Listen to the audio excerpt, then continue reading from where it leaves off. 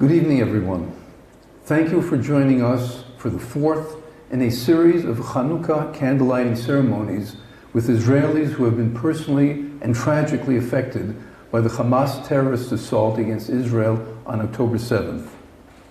Just to recap, we lit candles first on Thursday with First Lieutenant Ziv Hasban, who was seriously wounded in fighting in Gaza. On Monday, we lit with the family of Matan Lior, a Special Forces combat soldier in the reserves, who was the chief sound officer at the Nova Festival. Matan was murdered as he heroically helped others escape. And yesterday we lit the Chanukah with Gal Gilboa Dalal, who escaped from the Nova Festival, intermittently running and hiding for 8 hours as bullets flew around him. His brother Gal, who was also at the festival, is one of 135 hostages still held captive in Gaza 68 days later. The nerves of their families are becoming frayed after 21 hostages have been murdered in captivity. Today is a particularly sad day in Israel as the deaths of 10 more soldiers, including senior officers, were announced, bringing the number of IDF deaths to 425, some 120 since the ground offensive began.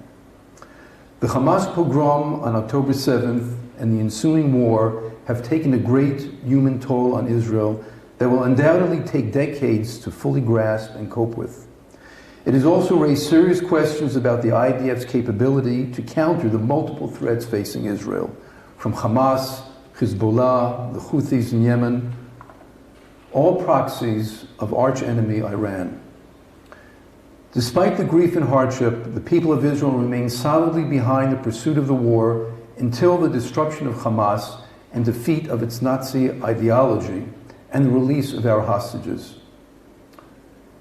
Tonight, we are at the Youth of Light Farm, which has been turned into a treatment facility for survivors of the brutal Hamas attack on the Nova Festival, where 360 people were murdered out of 865 civilians killed that day.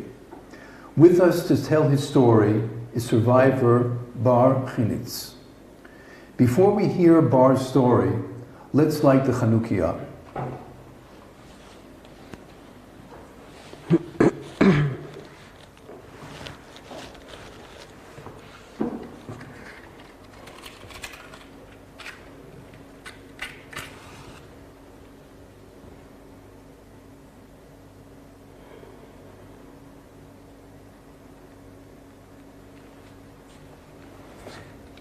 ברוך אתה אדוני, אלוהינו מלך העולם, אשר קידשנו במצוותיו וציוונו להדליק נר של חנוכה. אמן. ברוך אתה אדוני, אלוהינו מלך העולם, אשר קידשנו במצוותיו וציוונו להדליק נר של חנוכה. הנרות הללו שאנו מדליקים, הנרות הללו שאנו מדליקים, על הניסים ועל הנפלאות ועל התשועות ועל המלחמות שעשית לאבותינו, שעשית לאבותינו בימים ההם בזמן הזה. על ידי כהניך הקדושים, וכל מצוות 8 ימי חנוכה, הנרות הללו קדוש הם, אין לנו רשות להשתמש בהם, אלא לראותם בלבד, כדי להודות ולהלל לשמך הגדול, על ניסיך ועל נפלאותיך ועל ישועותיך.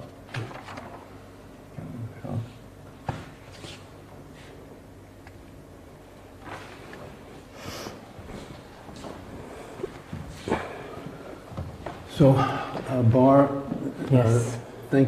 Thank you very much for spending this time with us here at the farm, and we'll hear more about that later.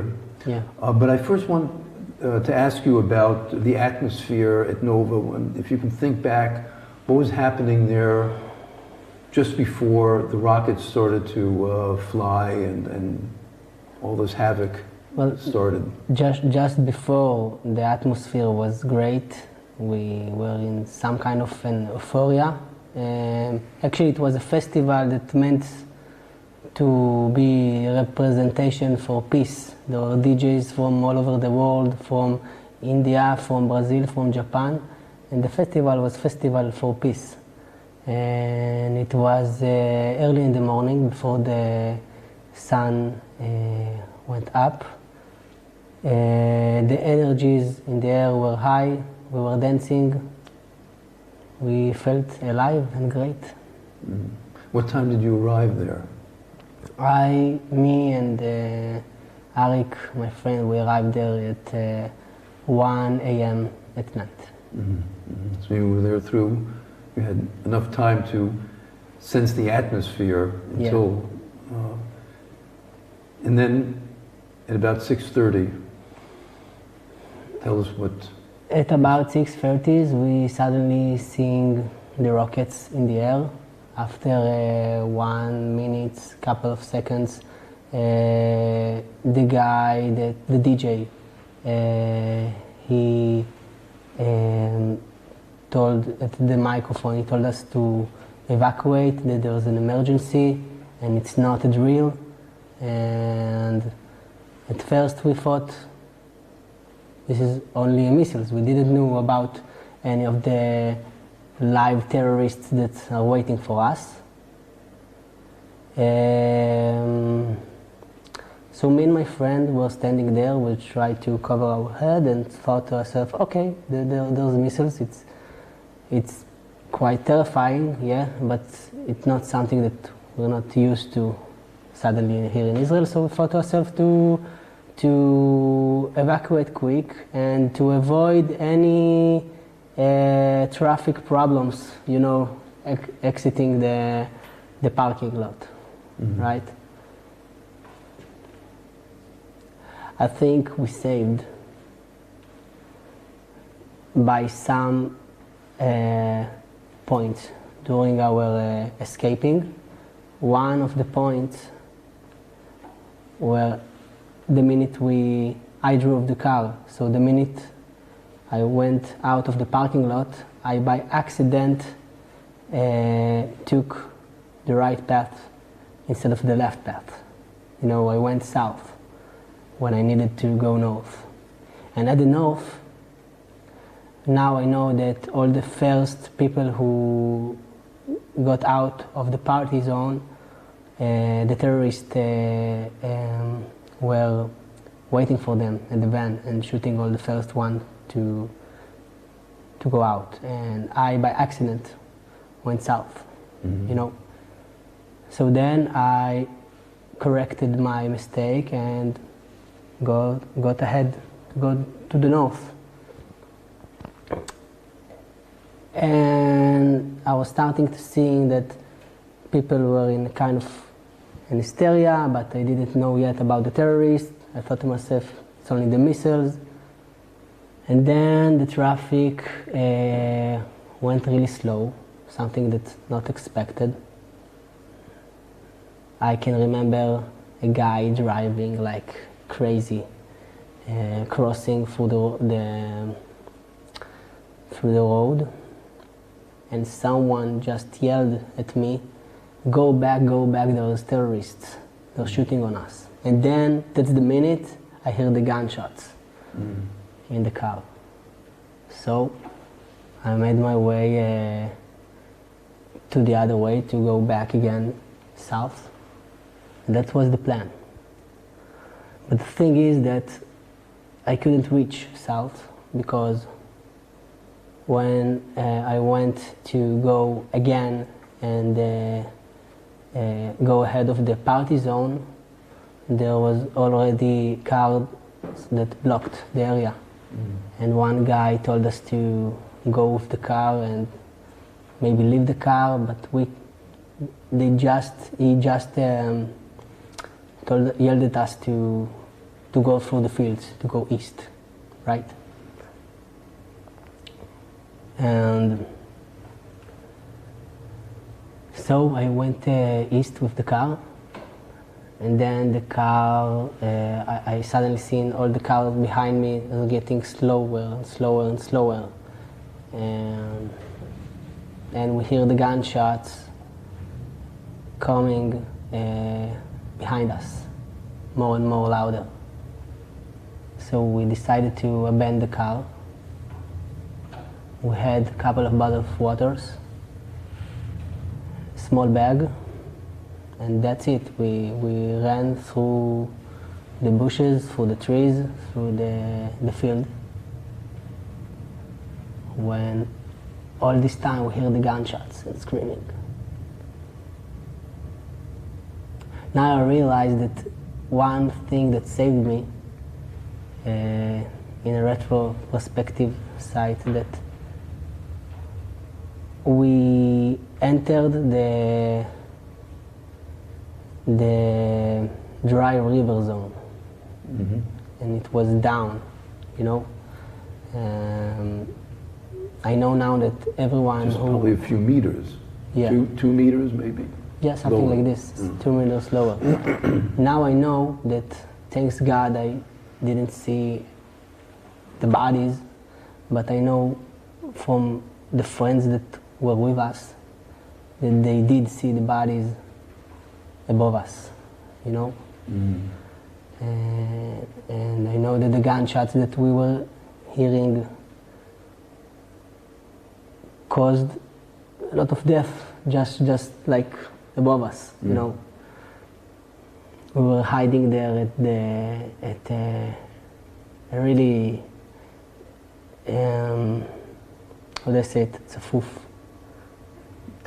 Tight bush, like with all the spikes, Yeah. you know. And You got scratched yeah, from them, right? in my arms, in my head. And I got to know like 2 weeks, 3 weeks later that the guy that was hiding with us in the bush, this is an amazing story, I got to see him actually here, over here at the farm, you know. And it is like some kind of piece of the puzzle that completed, to know that he's alive and I'm alive also. And the amazing, unbelievable thing is that we got to know that our brothers are the best friends. And our small brothers are the little brothers are best friends, and I was hiding with Oh, you the didn't know big that? brother, You didn't- yeah. So it was exciting to. How know many that hours fact. until you were able to get out of the little valley, the stream, that's Yeah. the dry stream that was there? How? After something like half hour, 40 minutes, I hear this inside calling inside me to get out of the bushes, and suddenly I see in my eyes an officer, and I see him shooting his gun right behind him, and then he looked me in the eyes and he said, "Come, come, come, they are closer, they are behind us." And then I hear again the gunshots of the Hamas guns. And all this time, for something like 3 to 4 hours, all I had in my mind was to follow this officer until we finally got to an area where some local people were driving with their car and rescued people from the field, and they rescued us to a small village called Patish, right? To there. And Patish, was that attacked? Was Patish attacked in this? I know that during the time I was at Patish, I was there like for something like 5 hours, I think, until we got out. There was a moment where my father called me and he asked me, "Bar, are you in Patish?" And I said, yes. And he's telling me, "I think that there is a fight on Patish right now, so be careful." And then I look all over, and everybody's calm, smoking cigarettes outside of the shelter. And I'm telling him, I don't know, everybody's calm. After a couple of seconds, people were running to the shelter. And suddenly I see that there is nobody with guns. Because there was like 2 or 3 soldiers with us. And suddenly I don't recognize them, I don't see them. I see that nobody is with us with any gun. And I realized that there is a fight on Patish, maybe. And it was also a scary moment. It was like also a lot of hours after the escape, like something like at 4, 5 p.m. I was exhausting. I was looking everywhere for some weapon to have to protect myself. Then I see this tool case, and I grab this מפתח שבדי, wrench, and I hold it in my hand behind the door, you know, because I'm terrifying that Hamas will come, and I see everybody also is exhausting, and everybody is like on the ground. I don't think that they were realizing that there is a fight on Patish right now. And I was like, how isn't everybody here is not in any alert? Like I felt like I need to be in alert. But in the end, Patish, I think, was not overrun. Yeah. In Patish, yeah. So, do you have any friends who were taken hostage from Nova? Yes, sadly I do, and it was also like a shocking moment for me in Patish to see on some guy next to me Telegram. He said to me, "Look at this video on Telegram," and then I recognized my friend Noah Argamani, the girl that was taken on the motorcycle, and she served with me at the army. We were friends, and I recognized her, and I realized that it's on the field where I was running, and I really hope that they will release her and she is okay. Well, we're, of course, all very concerned about that, and the stories that are coming out now from the hostages who've been released about the conditions under which they're being held, abuse, including sexual abuse, and all these things are of great concern. And we pray with you that as many hostages as possible will be released. I wanted to ask you, how are you coping with this situation and what you witnessed on October 7th? And if you could describe also what's happening here at this facility for the benefit of the survivors. What's happening here in the facilities, it's amazing. Like from something like 1 week or 2 weeks from the 7th of October,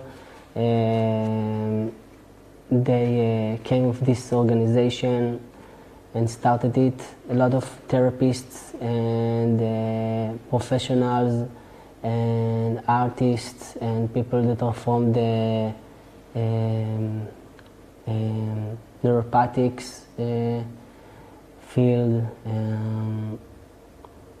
A lot of support from a lot of professionals in a lot of therapy, most of the therapies field, and it's all happening in one place with a lot of love and empathy and all the surroundings.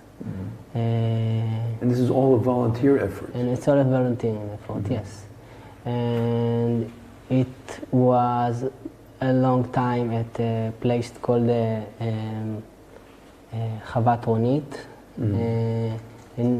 which was amazing. Now it's here at the Youth of Light ranch, which is our new home for the last couple of weeks, and what's happening here, it's a feeling like a rise up of a community. Mm-hmm. And I know that the being here 1-2 times a week.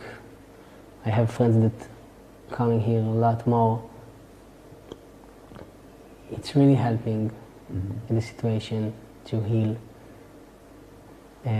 If it's the people that I meet that were right beside me at the fields at the 7th of October, for example, the guy that I told you about was with me at the bushes, and suddenly pieces of the puzzles are coming together. If it's the therapists that are doing this with a lot of love, the friendships that came during this. And you know, I understand from the people that I've met here that they expect this to be operating for at least a year for the benefit of the survivors. So they're really looking down the road. You know, this is not a short-term effort, but it's going to be a long-term effort. Yes, I heard that we're hoping that it can be a facilities maybe for the soldiers will come from war, and maybe they will need therapy, you know. Sure. Yep. So my last question I wanted to ask you and to mention that you're going to be traveling to Prague at the end of this month as a guest of B'nai B'rith, actually to participate in the Wujas Congress. They're along with a few hundred students, Jewish students from around the world. So it's great that you'll be traveling with your friend Arik, you mentioned. And I wanted to ask you, what message will you be bringing to that gathering of Jewish students? I think that we will tell our story, a message about friendship, what held us during the 7th of October and now, and a message of hope and